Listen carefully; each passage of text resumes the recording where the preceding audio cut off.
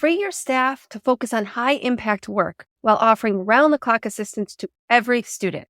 With Element 451, you can deploy AI agents that reason, act, and provide support at scale, solving problems, analyzing data, and crafting personalized outreach instantly. These AI agents expand your team's abilities without replacing the human touch, allowing staff to dedicate their time to what matters most. Unlock the future of workforce enablement at element451.com. So it was really that spirit of let's forget about how higher ed does business and let's think about this as a corporation and what would a marketing team at Google do? They would make a big mark so that they would get the city buzzing talking about their brand.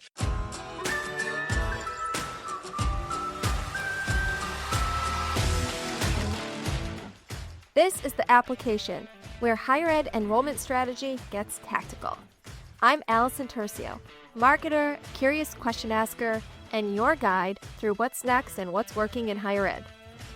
Join us as we focus on what really matters, connecting with students and parents in more human, personalized ways, and using tools like AI to make that connection scalable and smart. From rethinking your inquiry campaigns to fixing funnel friction, everything we cover is about creating better experiences for students and better results for your team. Whether you lead the team, recruit the students, build the campaigns, or manage the message, you'll walk away from every episode with something you can use right now. Are you ready to get one step closer to your next enrollment win? Let's go.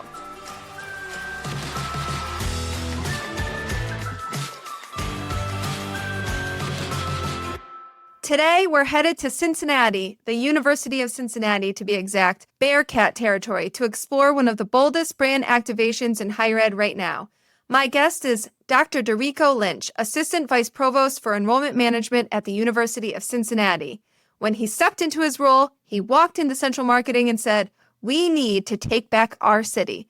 That moment sparked a campaign called Our City that brought together athletics, online programs, admissions, and more around a shared vision for storytelling and student impact. Derico, let's start there. You walked into central marketing and said, "We need to take back our city." What did you mean by that, and how did it light the spark for everything that followed?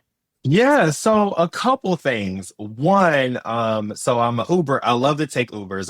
I know how to drive, but I'm an Uber person. So I meet a million people every day via Uber, and I would ride my Uber to work and I would just say, "Hey, what do you know about the University of Cincinnati?"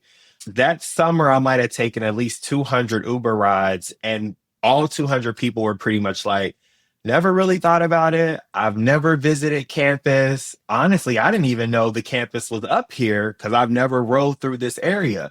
So that started to give me a sense of like, we're doing a lot of work, but we're not as embedded in the community as I think we perceive we are. And then just naturally, when people would come visit us, they would be like, "I had no clue the University of Cincinnati was actually like located downtown Cincinnati." So I was like, you know what? No one should ever be able to visit and not know we're here. And our community should know that we are pillars that they can take advantage of beyond just enrollment. So I went to central marketing to my girl, Ashley, and she's an AVP over central marketing. I just said, we need to take back our city. Like, we need to own the city. People need to know we're here. What can we do? And she was like, "I'm with you. We're going to figure something out." I kid you not, 3 weeks later, the billboard became available and they hit me back up and they were like, "Do you want to start now?" And I said, "Let's go. Let's figure it out." And that was sort of the spark that brought us, started activating the different areas. Already, this is the most interesting focus group I've ever heard of, Derico. And also the fastest campaign launch, 3 weeks, and we're talking billboards, we're getting it up. But I think what people are really going to be interested in, a lot of pieces of this, but a really important piece is the sort of breaking down of silos of this, bringing the different units together. That's really hard in higher ed. So how did that happen, and how critical was it to the success of the campaign? Yeah, so I would say that was literally the most important part. One thing that I worked, and I know we'll probably talk a little bit about Salesforce later, but one thing that I learned at Salesforce is when you have alignment at the top, your impact can scale faster, you can go to market faster, you can serve students faster. if there's alignment at the top. So first, the conversation started with central marketing and I, but coincidentally, central marketing had been talking to UCO separately. I have been talking to UCO separately about how do we just work together better. And through these separate conversations, we were like, let's just get in a room and talk about what are we trying to accomplish. And there's a lot of new leaders as well. So we got in the room and we ultimately was like, we want to create UC fans. That's kind of our goal. How do we do that together? And where do we start? And we were like, let's start with the billboard. The billboard can be our first group It's like the activity. inspo. It's like the inspo for all the rest of it. Okay. Exactly. Yeah. So that's kind of how we looked at it. We was like, let's pilot this relationship with the billboard. Let's work together and see how everything goes and let this be the kickstart. And that's really what it was, is us just getting in a room, being transparent about how we feel about each other's offices, whether that's, hey, I feel like y'all lean too heavy on alumni and we're focused on online, or I feel like y'all lean too much first year. We were able to get it all out on the table and walk away with, we just want people to engage with UC. Like that's the common thread, regardless of population. The goal is to get people to engage. And that was sort of the foundation that broke the ice. And I also think it broke down the barriers of mistrust and allowed us to kind of trust each other, sort of creating that baseline. You found that common ground. Yes, yes. And I know that you have talked about this alignment of 80,000 people at Salesforce and your experience with that. So how did that play into what did you learn from your experience at Salesforce that you were able to bring to the table with this campaign? So I was tapped at Salesforce to pretty much be our chief engagement officer for how we're engaging with historically Black colleges and universities, which we had never done at the company before. Although there was the recruitment side of the house, the sales side of the house, the government side of the house, everyone did everything in pockets, but we weren't showing up as one company, one organization. And I got to partner directly with the CEO, Rob Acker, at the time. And ultimately, the feedback I got early on was, get alignment with all of us in the room before you start anything. Do not start nothing until you have alignment at the top. And then when you have alignment, you can run. So I focused my energy on getting that alignment at the top. And then when it was time to go to market, we could just run. Even if something had never been done before, if something was against compliance, or you know how we can get, well, like, that's not the process. But when you have that alignment at the top, it gives you that executive sponsorship to say, I don't care how it has worked in the past. The CEO is on board. We have to come up with a solution to better serve our communities. And I pulled that same concept here. I was like, I don't want to run around exploring partnerships or brand activations if nobody's interested, because then it's just, I might as well just go do pop up at a Starbucks and set up a table. So I really wanted to focus on the vice provost of enrollment management, the vice provost for University Online, our chief marketing officer, as well as our executive director in athletics, and have a conversation with them around, do we want to work together? One. And they were like, yeah, we do. I was like, cool. I was like, two, are we excited to try something new and take back this city? And they were like, yes. And then I was like, three, which is the biggest question, will y'all help me find budget? Because none of this matters unless we can find budget to do it. Yeah. So they were like, you come back to us with a point of view, we'll find the dollars. So check boxing those three things, I think, really, again, empowered us as a group to really run and be creative with this new campaign. Well, I hear from your experience this idea of bringing action to it as well, and quickly, because a lot of times in higher ed, we're not putting anything out until we have the entire strategy, every single tactic, every single piece of creative like outlined, and everyone agrees on it. And now we can run our campaign. But you really all kind of jumped right in and just started testing some stuff and did it a little bit more action oriented rather than getting slowed down by all the planning. Yes. And, and that's the one thing I appreciate about this group. So I know my background, while it's higher ed, I'm addicted to the startup type of atmosphere. And one thing that I know in a startup is we fail fast. That is the goal, is like, try it.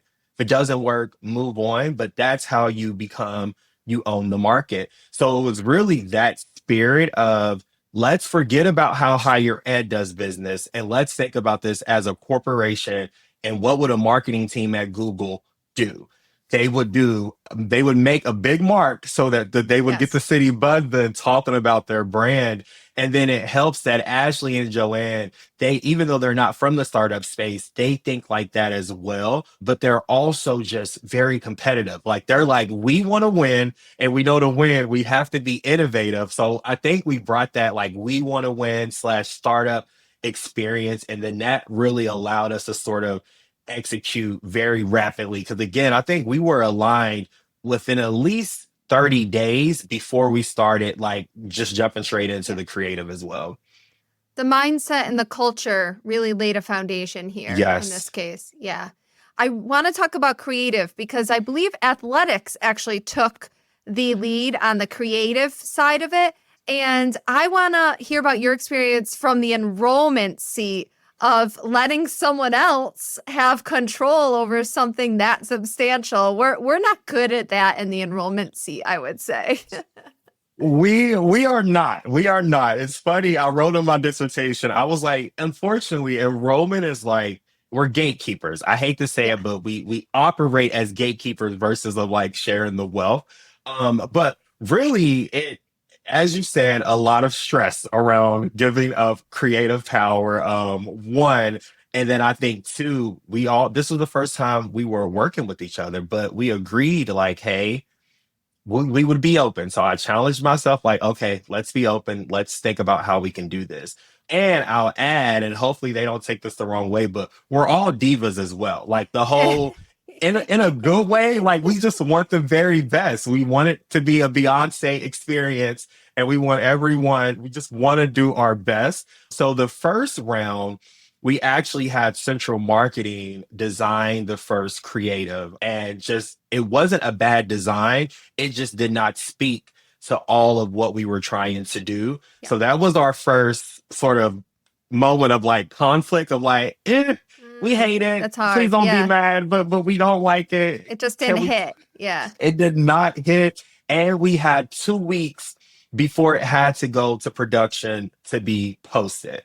So it wasn't landing. So we were like, okay, does admissions want to take it in-house? Does online want to take it in-house? And actually it was central marketing that said, hey, would you two be open to us just going to athletics and seeing if they would be open to doing this? And we were like, sure, that's a new spin on things. Like, let's give it a swirl. And when we brought them in, I just like, it was such a moment of woosah. I think they came in, they did deep discovery to try to understand our needs. They walk us through, before they started designing the creative, they walked us through like 200 different scenarios, because we could have went with Jason Kelsey and Travis Kelsey. We could have went with the Bearcat. There were so many different things we could have done. And they sort of just showed us stuff and watched our reactions and really learned what we were trying to do. And then came back to the table with like 10 options that we were all in love with. And it was so hard to get down to one, but we finally got down to that one option. It's really brave of all of you, the way you work together. Truly, it is. Yeah. I'm come from a place where I think creative tension gets everything to a better place, but that opens everybody up to feedback that can be hard to hear. So bravo all the way around for everyone to be willing to sort of lose control or let go of control of things like that and receive all of that. I want to know about the impact since launching the Our City campaign. What are you all seeing in terms of student engagement, brand perception, anything in enrollment behavior? What has happened? So with this billboard, and it's funny because even through the first activation, we were going to take the higher ed way and do a QR code and send them to a landing page. And I was shocked that across the board, we were all like, no, this is not about doing some fancy tracking. It's about building a brand like Disney and making people fall in love with us. So with that, we're just going to have to do some different things that might not always have to be tracked. So that was like one, which was a big deal because, we're big about ROI. And then so two, we kind of agreed, hey, this is going to be the kickoff to what we're going to build out for the rest of this year. So we were like, we're going to see how this works. We're going to focus on planting the seed. This is the soft launch before the explosive launch comes over the next couple weeks and throughout the year. But what we are seeing though is it was so good they decided to put it in stores, and everyone has been buying the shirts, buying all of the campaigns. Alumni are calling in like, hey, the t-shirt that says our city, can somebody send that to me? The comments that we're seeing across social media of even the community is just like, wow, like this is beautiful. One, and two, UC is here. What is up with UC? We've seen a lot of a sense of pride in alum who live here because they have felt like, man, I went to school here and I live here, but I don't see nothing. But now from the highway, from all of the buildings, from the casino, from wherever you're at downtown Cincinnati, you can now see UC. I think it has really sort of it activated folks, which is what we were hoping for. And I think over the next couple to 5 to 6 months, people are going to sort of see this begin to spread just throughout the airport, throughout downtown, through stores. So we're really thinking about that full integration. But I would say people are excited. Now, granted, the other schools, not so happy. You know, they're kind of like, this is not y'all's city. There's other schools here. I'd say that's just more data that it's working. I mean, who needs a QR code, by the way, anyway? Who needs a QR code? You got all kinds of data coming in for this. You didn't need a QR code. Exactly. Tell me about some of the tactics and the pieces of this campaign that you think are going to speak most to the audience that you're in charge of, the prospective students on the enrollment side. What do you think's really going to set that up for success? Yeah, so really my vision, and I've been at UC for just hit my year last month, but my vision has been, how do we create UC fans in enrollment? The mom can be taking an MBA, dad can be taking a certificate, little sister can be in dual enrollment, little brother can be a first year student, and grandma can be in our retirement, pathway course. How do we just get people engaged and stop talking to people trying to sell the institution? The people are the heroes.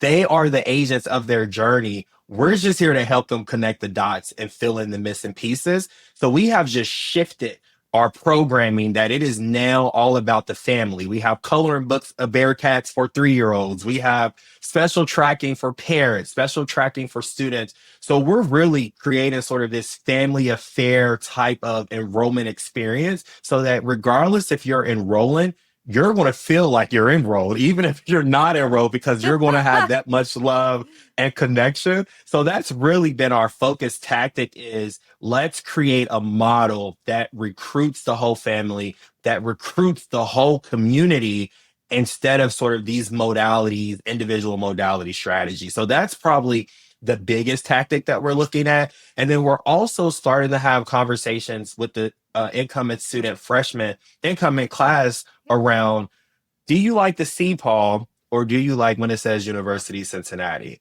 So we're also just asking them of like, if you had 30 seconds to pick, which color resonates with you the most? What connected with you when you visited campus? What speaks to you about the city? And now we're starting to bring the city into our enrollment process as well, because you can come to Cincinnati and not have to visit our campus. You can come see Blink, which is like one of the world's largest light shows that happens downtown Cincinnati, and then just stop by and pick up a swag bag, right? So we're finding creative ways to recruit the family, to integrate the city, and sort of scale that impact. I did not know that this podcast would go in this student-centered direction, is what I have to say right now. That's actually, so my dissertation, you were talking about yours a little bit. My dissertation is on student-centered marketing. So how funny is that we've ended up here? Because, I mean, we're talking about a brand activation. So I'm expecting to get a very institutional-centered kind of conversation, Dorico, and here we are in how student-centered the decision-making is. It's talking to the students to get their feedback. It's what you're doing in the Ubers. And then thinking about it in terms of engagement versus what we're saying to you. It's not about what do we want to say to you, it's how do we want to engage you. Kudos. Exactly. This is amazing.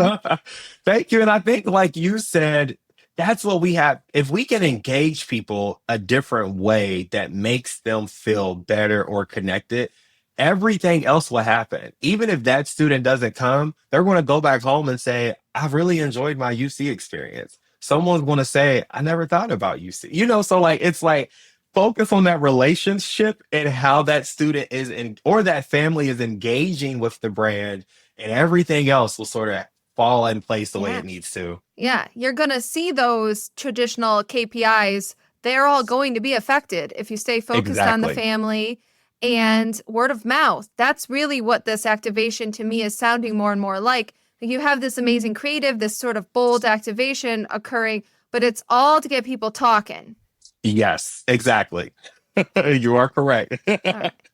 So if a vice president at another institution came to you and said, was this worth it? What would be your go-to proof point that this way of thinking, because that's what this is. This is so much more than a campaign from what I'm hearing. This is a mindset and a way of thinking.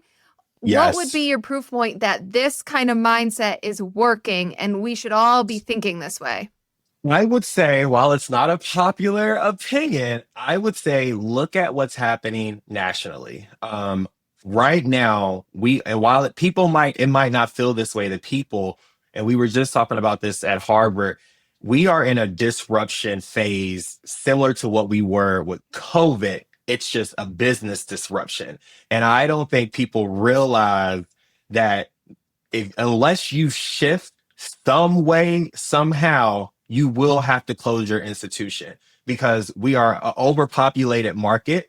And I think oftentimes we forget that at the end of the day, there is no mission without a margin. So we have to figure out how to continue to drive margin so that we can continue to serve students. So the thing that I would challenge is how is your institution going to stay competitive right now? Not by another email, not by adding another program, not by adding more recruiters, but strategically think through, do we own the market as much as we are perceived that we own it, right? Or an easier fix is just walk downtown. Walk to your local coffee shop that's a couple minutes away from campus and just ask a couple of the locals, how do you feel about my institution? Tell me what you know about the institution. You'll get some good feedback in real time. But I think our proof point, while it might not be a KPI, it was the alignment between these four divisions that I think is going to be the biggest proof point that drive the biggest impact than any small, quick 3% of the people clicked on a link, for 5 seconds to fill out an inquiry form. So I do think that proof of point is 4 divisions building out their strategy, their marketing strategies cohesively now versus operating as siloed divisions. Yeah, it really was a concept that brought everybody together. That's not an easy thing to do in our space. So if another institution wants to launch a unifying brand campaign like this, where should they start? And what's one thing that you've learned that they absolutely can't skip in the process of doing this work? So I think they should start with asking themselves, what is the art of the possible if I worked with X? And fill in X with a department that you just are not working with or you're currently not leveraging the way that you could. And then once you fill in that X, what is the art of the possible? Like, what could really happen if we all got along and worked together? And what would that feel like and look like? So I would say start there because that will position you with your why. And then ask yourself why 5 times and say, well, why do I want to do this? Well, why do I want to do this? And you'll make sure you're not being reactive and get to kind of the root of what you're trying to transform, which in our case was how these 4 divisions work together. What I would say don't do or don't get caught up on is in the beginning, we knew we only had 3 weeks. So we started to sort of settle a little bit of like, well, we only have 3 weeks. Should we just go with this design? Because if we don't, we're going to miss out on 60 days of what we paid for. And you know what? We were like, we want this to be a Beyonce experience. So would Beyonce go to market and release something real quick? Or would she get it right and then hit them with a bang later? So we were just like, you know what? We'll eat the cost for the 3 months that we've paid. We started paying in January. This did not go up until late March, April. So we were like, it's okay that we lost out on a couple of dollars for a couple months, but the impact and getting the design right was more important than us walking away feeling like, because if we would have settled, we might not have came back to the table for future projects, because we would have been like, I didn't really get what I wanted out of that experience. So seeing that, we were like, no, let's not settle.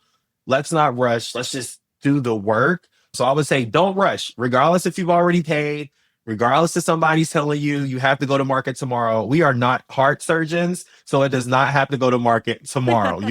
You can take your time to get it right. Sometimes we do need that reminder. We're not brain surgeons. We're not heart surgeons. Right. But I love that advice. That is great advice. You have to have that big moment to launch it. You've got to get Absolutely. that moment right. Yeah. Well, Absolutely. Dorico, thank you so much for coming on the show. This was a Yes. great conversation. I imagine everyone's Googling the Our City campaign right now to see all of the details. Yes, please Google. And if you have any questions or ideas or thoughts, or just like, how did y'all, feel free to hit us up on LinkedIn or email. Either way, happy to chat. Thanks to everyone who is listening. And if you enjoyed this episode, share it with a friend and make sure to subscribe to the podcast. See you next time.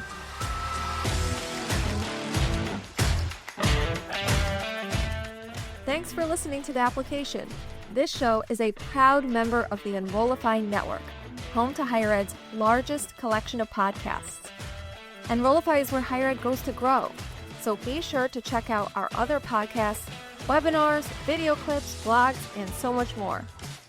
Visit Enrollify.org and subscribe for all the latest details and content drops directly to your inbox.